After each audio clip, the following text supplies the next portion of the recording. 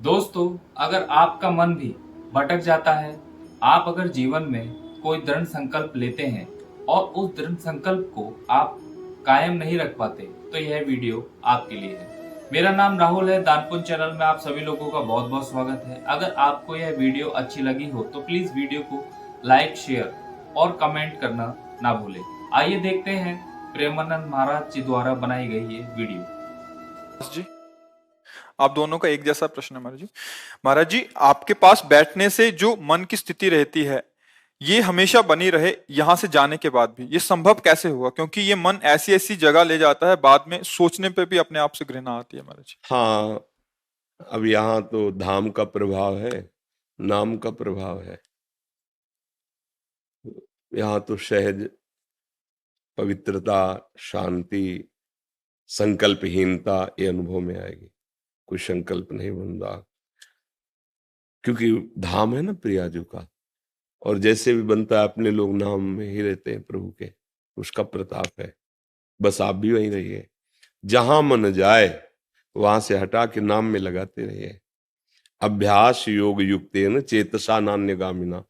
जब तुम्हारा चित्त, तुम्हारा मन जाएगा, तो जिस वस्तु में जाएगा, जिस व्यक्ति में जाएगा, सही मानिए उसमें भगवान है। जहां आप भावना करोगे मन लौट आएगा। देखो, लोग समझ नहीं रहे हैं, ऐसे भगवान कैसे हो सकते हैं। हमारे मन में भ्रम आता है ना, प्रश्न आ जाता है। हीटर गर्म कर रहा है ना, पावर कौन है? बिजली है ना। ये तेज रूप में प्रकाशित हो रहा है, प्रकाश ये बिजली है ना। मोटर रूप में पानी ऊपर खींच रहे, बिजली है ना। मतलब कहीं ना कहीं मेरे जीवन का योगदान है बहुत बड़ा, और छू जाए तो मृत्यु है ना। भला जो जीवन दे रही वो मृत्यु कैसे हो सकती है? लगता है नहीं लगा? तो अगर आप जानते हैं बिजली के प्रभाव को और बिजली की महिमा को, तो आप कहोगे कोई ये बात, इसमें प्रश्न की जरूरत ही नहीं है। उसका प्रभाव छुओगे तो मार देगी, और प्रयोग करोगे तो जीवन दान दे देगी। प्रकाश दे रही, पानी दे रही, मशीनें चल रही हैं, फ्रिज में ठंडा कर रही है, हीटर में गर्म कर रही। यंत्रों के प्रभाव से बिजली का बहुत रूप देखा जा रहा है, पर बिजली तो एक रस है ना। ऐसे ही त्रिगुण स्वभाव से ये लीला, कोई राक्षसी स्वभाव वाला, कोई राजसी स्वभाव वाला, कोई सात्विक स्वभाव वाला, कोई भगवत स्वभाव वाला, लेकिन बिजली सब में एक ही है। पावर, भगवत शक्ति सब में एक ही है। अगर उसको जान जाओ तो अमर हो जाओ। बस उसी को जानने के लिए मनुष्य शरीर मिला है। तो जहां मन जाए, मत्ता परतरम नान्यत किंचिदस्त धनंजय। हे धनंजय, मेरे सिवा किंचन मात्र कुछ नहीं है। भगवान के मानी संख्या आपको लग रहा है ये दुष्ट है, ये राक्षस है, ये पापी स्वभाव वाला है, ये गंदा है, ठीक है, धैर्य रखिए। आप सवाल में मानी संख्या लिखिए कि इसमें भी प्रभु है। हम ये नहीं कह रहे यही प्रभु है, वास्तविक यही प्रभु है, पर आप लिखिए इसमें भी प्रभु है, इसमें भी प्रभु है। और नाम जप कीजिए, जहां जहां मन जाए वहां से हटाइए, और जहां जहां मन जाए वहां प्रभु की भावना कीजिए। दोनों स्थिति में एक दिन अज्ञान नष्ट हो जाएगा, और आपको दिखाई देगा जित देखूं तित श्याम मैं वही है। बस ये बड़ा विचित्र नाटक चल रहा है। बिना भगवान की कृपा के भ्रम नहीं जा सकता। जासु कृपा सब भ्रम मिट जाई, गिरजा सोई कृपालु। या रहस्य रघुनाथ कर बेग न जाने कोई, जो जाने रघुपति कृपा सपने मोहन। सच्ची सच्ची बड़ा नाटक चल रहा है। एक नाटक अनेक रूप में कर रहा है, इसलिए समझ में नहीं आ रहा। और वही आपका भी स्वरूप है, पर आप भ्रमित है इसलिए नहीं समझ पा रहे। नहीं, हमारा स्वरूप ही है शांतम, शाश्वतम, अप्रमेय, जो हमारे प्रभु का स्वरूप है ना। प्रभु का स्वरूप जब हम गाते हैं तो शांताकारम और भुजग शयनम।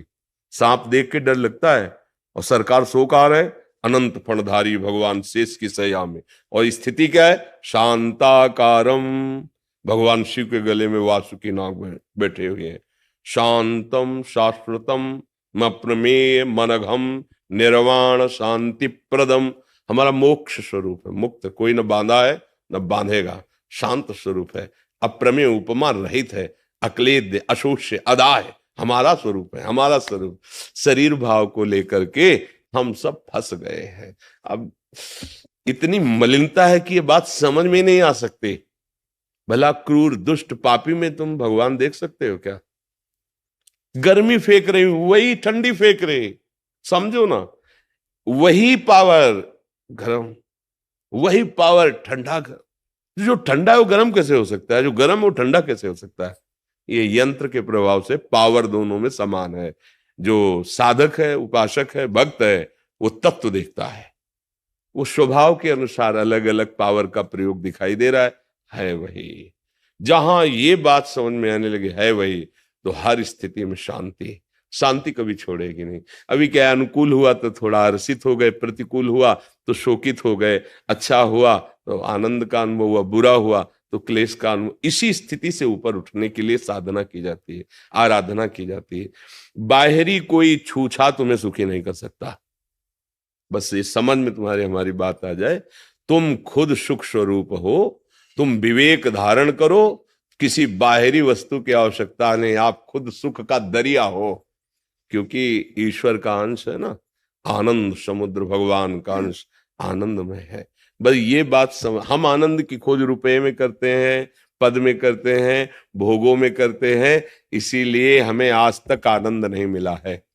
एक बार राजसूय यज्ञ में भगवान श्री कृष्ण अर्जुन पास ही बैठे थे, तो एक चींटा एक दाना लेकर के चावल का टूटा हुआ बड़ी मुश्किल से चल पा रहा था, क्योंकि उसकी एक टांग टूटी हुई थी। तो अर्जुन जी की दृष्टि पड़ी, कहा प्रभु राजसूय यज्ञ में सब आनंद ले रहे हैं, ये चींटा कितना कष्ट पा रहा है, क्या इसको भी कभी सुख मिलेगा? तो भगवान ने कहा तुम तो इसके आगे को देख नहीं पा रहे, पूर्व को।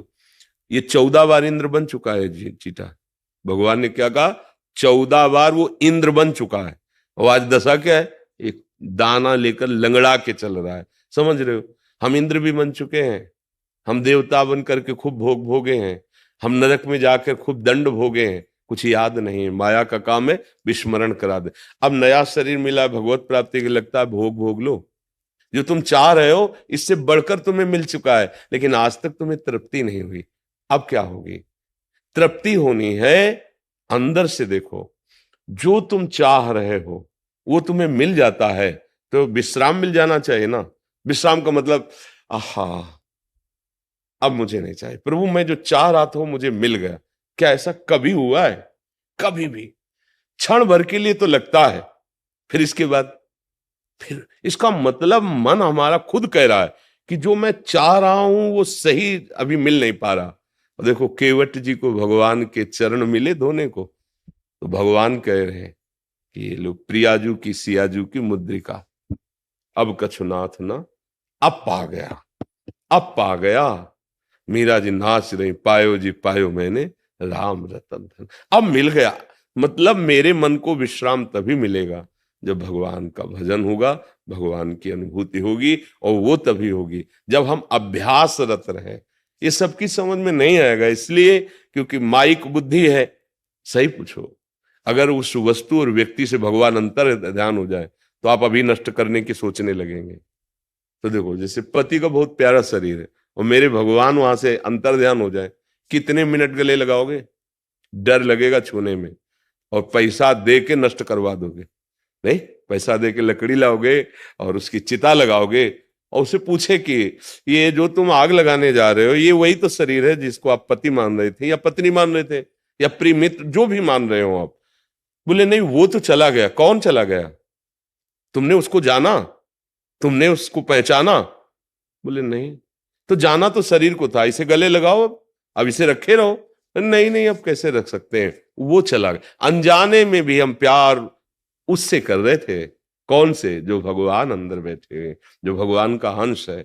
अज्ञान की धरा में हम जी रहे, इसलिए समझ नहीं पा रहे। ये हमारा स्वरूप ही शांत है, हमारा अक्लेद्य, कोई क्लेश छू नहीं सकता। अदा है, कोई अग्नि की ताकत नहीं जला सके। अशोच, कोई वायु की ताकत नहीं कि सुखा सके। हमारा स्वरूप जो है वो ऐसा है। इसलिए नाम जप करते हुए जहां जहां मन जाए वहां वहां भगवत भावना, और या वहां वहां से मन हटाकर अपने प्रभु के नाम में लगाना। दीर्घ काल निरंतर सत्कार सेवितो दृढ़ भूमि, यह दीर्घ काल तक निरंतर ऐसा अभ्यास किया जाए तो सिद्ध हो जाएगा दृढ़ भूमि, फिर परमानंद की अनुभूति होगी। सही सही। काकभूषुंड जी गरुण जी से अपना अनुभव कहते हैं कि कोई ऐसी योनि नहीं जहां मैं गया न हो, कोई ऐसा कर्म नहीं जो मैंने किया न हो, लेकिन सुखी न भयो आज की राय। आज जैसा मुझे सुख भगवान की भक्ति में मिला वैसा कहीं नहीं मिला। ये बड़े बड़े महापुरुषों का है। विश्वास करके चल दो। तो क्या करना, कुछ बदलना थोड़ी है, जैसे रह रहे हो वैसे रहो, पत्नी पुत्र परिवार वैसे ही, जो ड्यूटी कर रहे हो वही ड्यूटी करो, बस भावना बदलनी है। ये ड्यूटी भगवान की सेवा है, ये परिवार भगवान का ही दिया हुआ कर्तव्य है, तो हम उसका निर्वाह, पत्नी के साथ पति का कर्तव्य, पुत्र के साथ पिता का कर्तव्य, माता के साथ पुत्र का कर्तव्य, अपने अपने कर्तव्य का निर्वाह रूपी पूजा करते हुए और नाम जप करो, भगवान के सहारे रहो। जो एक सिद्ध संत को गति होती वही आपकी गति होगी। दोस्तों, मेरा नाम राहुल है और मैं आशा करता हूं कि यह वीडियो आपको पसंद आया होगा। इस वीडियो के द्वारा दिया गया उद्देश्य आपको समझ में आया होगा। अगर वीडियो आपको अच्छी लगी हो तो प्लीज़ वीडियो को लाइक करें और शेयर करें और हमारे चैनल को सब्सक्राइब करना भी ना भूलें। बहुत जल्द मिलेंगे एक नई वीडियो के साथ। जब तक आप सभी लोगों को मेरी तरफ से जय हिंद, जय भारत।